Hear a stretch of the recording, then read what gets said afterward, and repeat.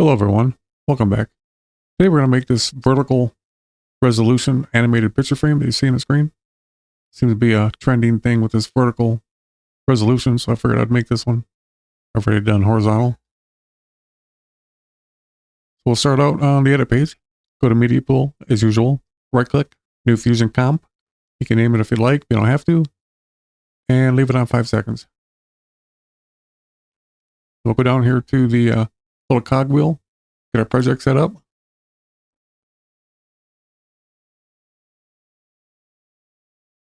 I'm going to go 1080 by 1920. Make sure you select the vertical resolution. There will be a free preset in the description below. And let's go to Fusion.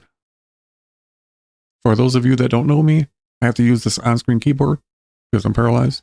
Can't use my hands and arms. I just put it out there every time because they'll sometimes question why I have it up there in the way. Get a background. You should have a black screen once you connect it. Then go to one viewer for this and turn the alpha all the way down. With the background selected, get a merge. You want to bring your media in using the loader node. That way you'll have the option in the macro to be able to change the pictures whenever you want, right on the edit page. So shift space and type in loader. And we'll start out with 1080 because that's what I'm on. Just double click on it. It'll load up. Make sure you use alphabets when you name your photos.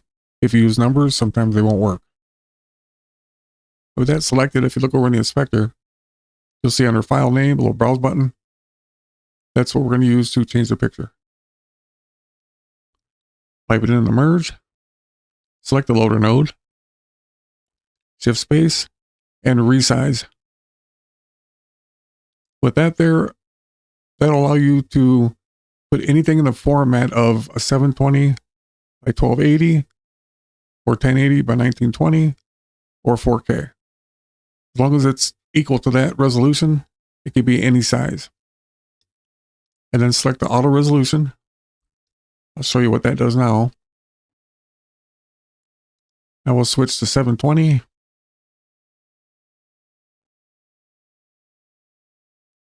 And if you look up in the inspector, it changed to 720 by 1280. Now we'll go 4K.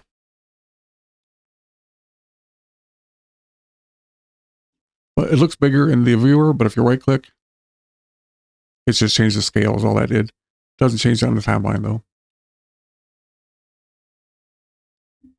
We'll go back to 1080. And as you see, it changed again. In case you're curious, you also have that many nodes.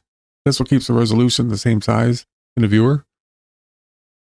If you select the background, go to settings, it has one built in too.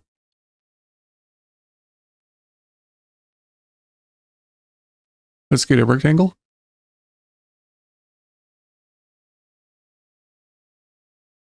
Right click on the width, expression, grab the little pick whip, bring it over and connect it to the height.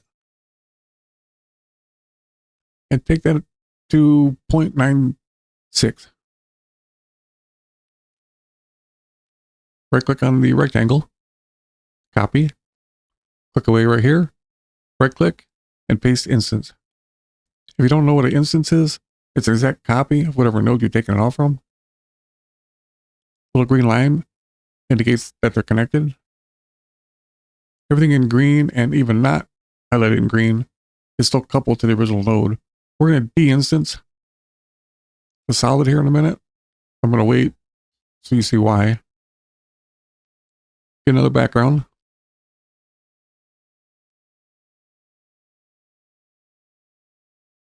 And then it should go black. Select the instance again. Go solid, right click, and de-instance. Now basically we just decoupled that from the original node. Now they work independently. And then uncheck it, and you should have your media back. Select the instance again. Set the border width 2.025 for the default settings.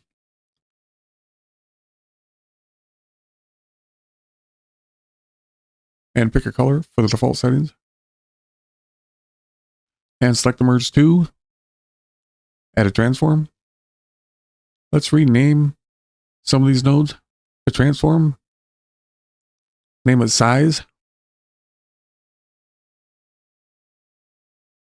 The background. Border color.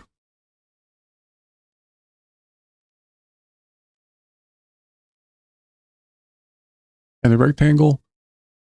Border controls.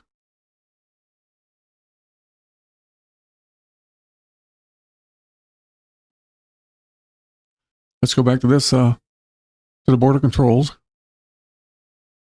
Go to type. Gradient. Let's just add about 4 colors. Okay, click on it. Okay, add another color.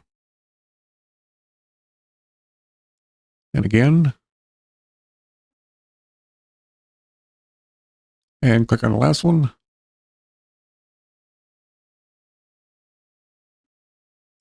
Now I want to animate this.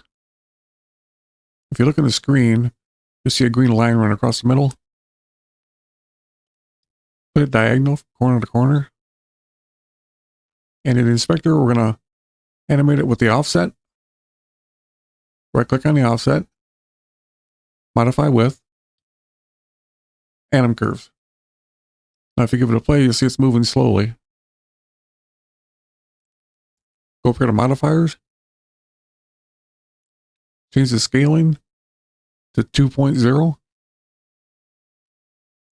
And again, that will be in the macro, so you can readjust it if you stretch it out on a timeline.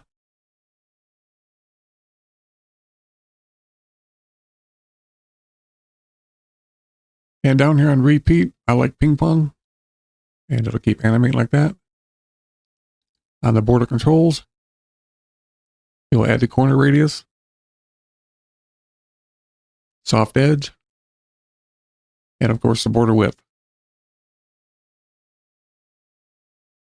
Okay, before we make the macro, go back to the border color, change the type.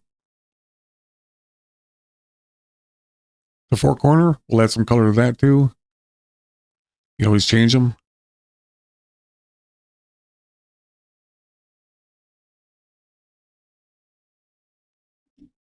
Then go back to solid color. Now we're ready to make the macro. Click away, make sure nothing's selected. Hold the control button down. Select these in order that I do.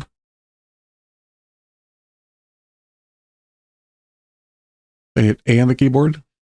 Keep the control button down. Deselect the media out. Right click on any one of the other nodes. My keyboard does this to me. Go to macro. Create macro. Give it a name.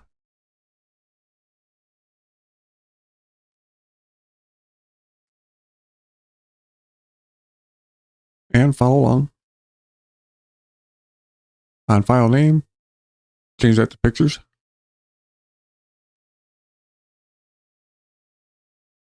Border controls.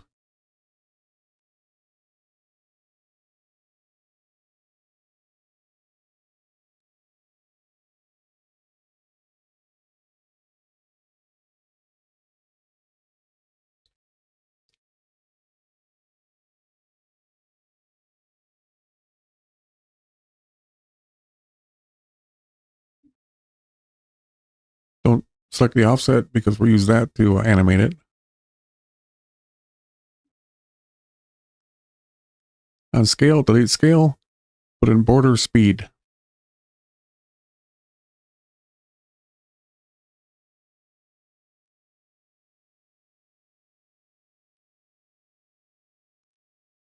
Go to File, Save as Group. It takes you to Macros. Go to Fusion instead. Templates. Edit. Titles. Here's where you're going to make your folder to put your preset in. I recommend put an underscore or something in there and make it a little bit different. If you don't, Resolve won't recognize the folder. Hit save. We'll go find it.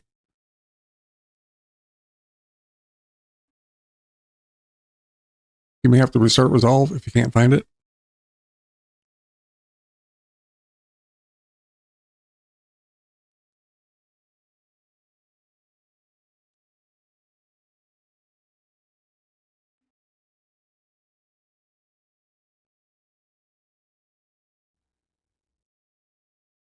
And if you click on it, we have all the controls.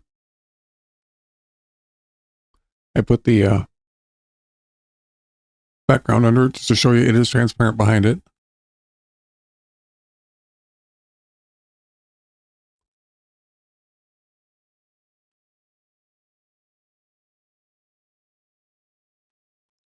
And to change the picture,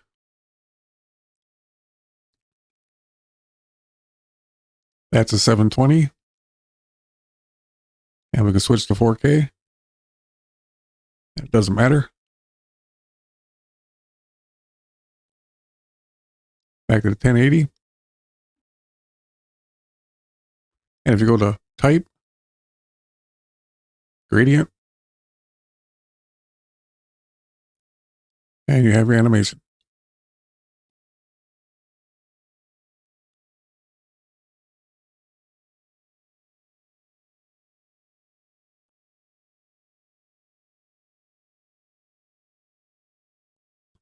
Now that I lengthened it, you'll see the animation is moving very slow.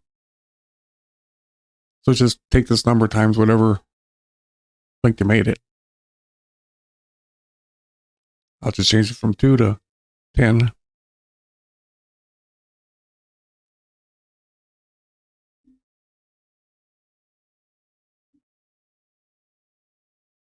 Well, there you go. Thanks for watching, and I'll see you in the next one.